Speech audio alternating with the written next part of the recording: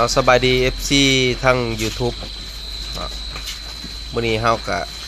มาส้มแม่ค้าจิตรอตามเคยเที่ยวเพิ่นจัดส่งเนาะออกนอกประเทศจัดส่งนอกประเทศคือไปทางฝั่งไทยเนาะนี่เท่าเพิ่นมีลูกค้าอยู่ฝั่งนั้นจัดส่งตัวละบาทเด้อ FC เด้อเพิ่นนับฮอด12 โมงพุ่นได้นี่ฮอดเที่ยงคืนคือ4 ทุ่ม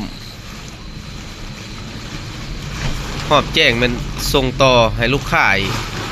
โอ้บ่แม่นง่ายบ่ได้นอนแต่กลางเว้น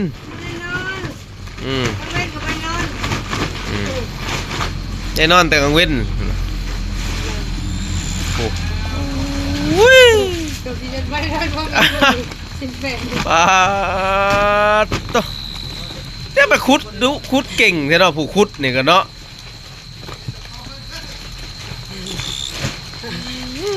ก็จะไปเยื่อก็จะจังหวะหามจังลายเป็นขุดแหละเบิ่งเก่งเลยเขาจะไปหาขวยหาขุดเบิ่งคือว่ามันเขาเจ้าไต่ไผ่บ่เนาะมีแต่ตัวใหญ่เนาะชุดนี้เนาะแต่สะอ่อนอันนี้นับสุดนึงแค่ก็ใหญ่กว่านี้โอ้มันบินได้นับ2 คนใช่แหละผู้หนึ่งก็มีผู้หญิงผู้หนึ่งอีกนับมื้อน่ะเราเมื่ออะไรเราได้จิรอเมื่อเพิ่นเลยเราคายเมื่ออะไรเราก็เมื่อแล้วบัด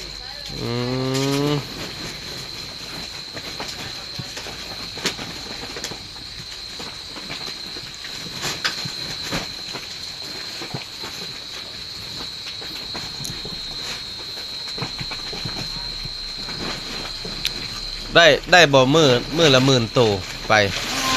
บ่ฮอดบ่กายนับอยู่ในฮอดกาย10,000เฉยมื้อละเท่าน้ำมือก็ไม่ได้เมื่อนี้เรา40มื้อก็ร้ายก็ได้เดี๋ยวค่าก็เดี๋ยวมันจะด้วยไข่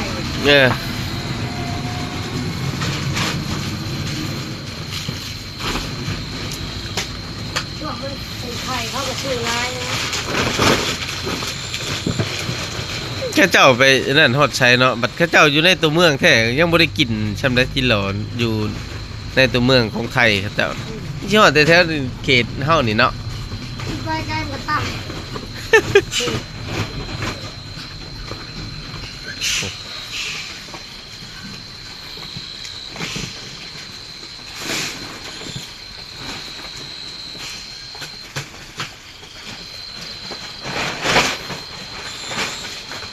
ได้เสื้อแล้วบ่ฮะ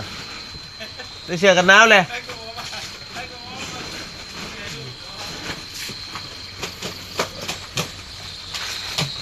อิหยังตัวนี้คือใส่ถังอ๋อเจ้าสินับบ่ตัวนี้ฮะเจ้าสินับเองบ่นี่คือผู้จัดส่งหรือว่ารับซื้อตัวนี้ก็ได้ใส่ถังอันนี้เลย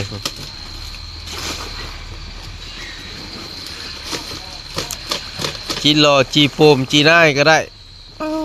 คัก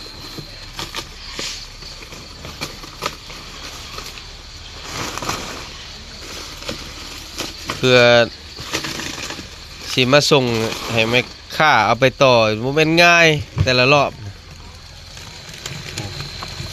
ยัวอยู่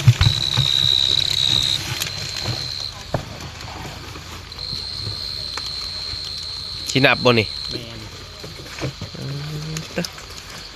นับเป็นคู่เด้อในการนับทุกคนในการนับของเพิ่นนับเป็นคู่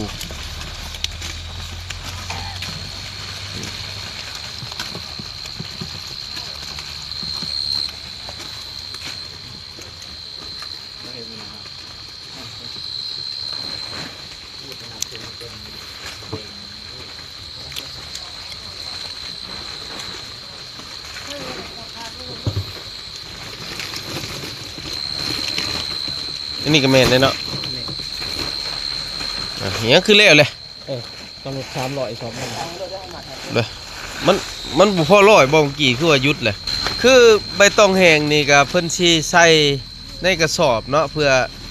ให้จิโร่เนี่ยได้รับออกซิเจนได้ดีเนาะถ้าว่าเป็นใบตองดิบแม่นจิโร่นี่ตายเนาะก็คือเขาใส่ใบแห้งนี่ใบกุ้งเก็บตามโคกตามดงมา เก็บเมื่ออีกบ่ได้ ว้ายเพิ่นเก็บเมียนเป็นระเบียบได้ใบกุ้งได้แห้งตัวได้แห้งรักษาจิโร่ได้ดีนี่ก็ทีมหนึ่งอีกอยู่นี่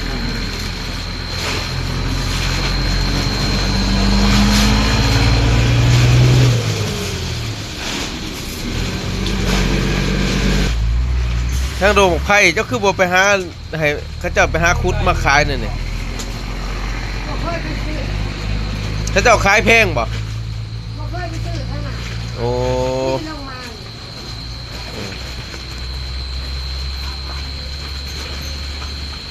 อันยามเฮ็ดไปอยู่อันยามเลย ยามเฮ็ดปวก เฮ็ดปอกไป เขาเจ้าไปหาเก่งในแถวนั้นนะ หลักได้ตลาดดงเลยนะ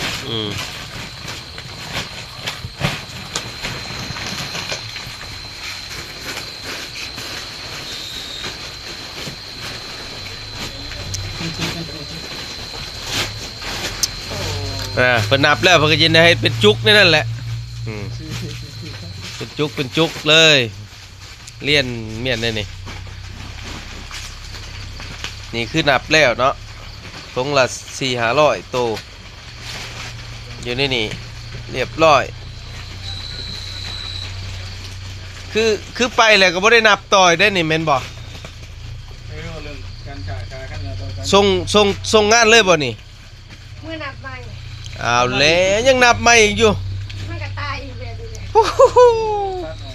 คือลูกค้าพังนั่นเขาบเอาตายเป็นบ่เอาเป็นอย่างเดียว เขาบอกว่าจะตายเมื่อมันก็ตาย ตายทันทีใครยุบตายไป1ชั่วโมงร่วงเป็นยินเข้าทันทีใครแน่ใส่กีเลย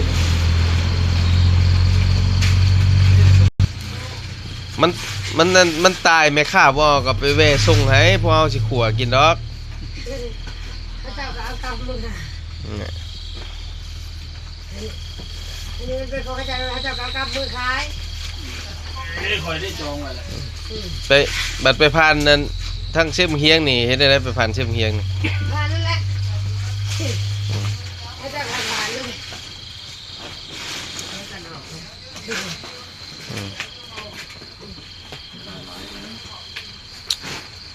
เอาบายบาย FC ฝากกดไลค์กดแชร์ด้วยเด้อครับชมคลิปต่อไปขอบใจ